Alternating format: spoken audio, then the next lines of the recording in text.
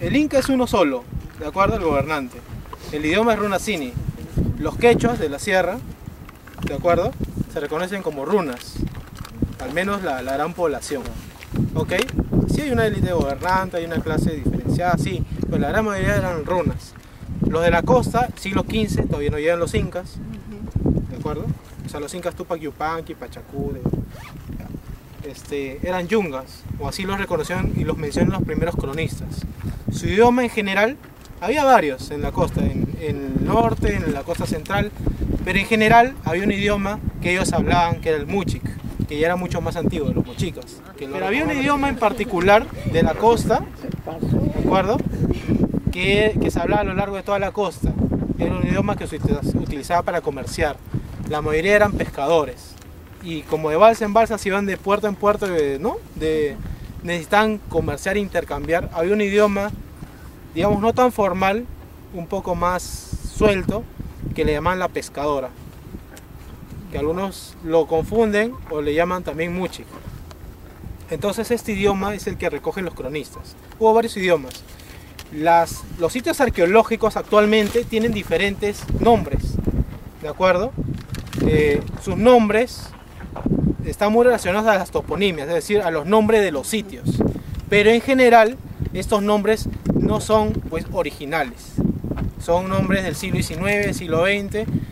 Tienen que ver mucho con los lugares de las haciendas donde descubrieron o donde pertenecían, digamos, donde están incluidas estos sitios arqueológicos actuales. Tienen que ver incluso con leyendas, tienen que ver con esta idea que nosotros tenemos de los incas. Por ejemplo, tambo inca, ¿no?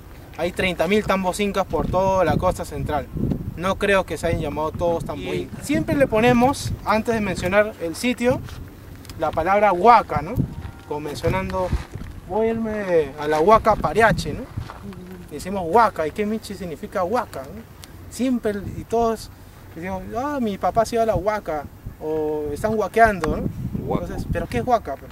Esa palabra que tanto usamos, huaca, no tiene una traducción muy fácil, porque tenemos que tener una complexión de pensamiento diferente para entender. Huaca significa casi literalmente sagrado.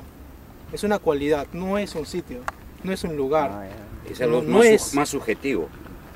Digamos, claro, más de concepto. Espiritual, más el concepto, claro. Más espiritual de concepto. No es pues una idolatría, no es un ídolo. Huaca, con W, lo fundamental, y mencionaba retomando esta idea de la huaca, era que cuando vinieron los españoles, y eso tengo que dejarlo en claro, cuando viene la gente europea, hay un choque de mentalidades. No estamos hablando de la guerra si fueron malos o injustos, simplemente unos no le entienden al otro y el otro no le entiende. Choque de acento, que se llama choque de acento, choque de culturas. Idiomas. Ya, pero no, caramba, qué bien. Sí, dos cosas. Tienen idiomas diferentes, costumbres diferentes, pero ya, idiomas y religiones diferentes. Entonces, cuando uno no se comunica, no te entiendo, malentiende, no interpreta, y los que hacen su ritual, vamos a la huaca, vamos a hacerlo sagrado. Se están yendo a la huaca, eso es la huaca. El español ve lo material, confunde el edificio con la idea. Entonces, entonces se queda.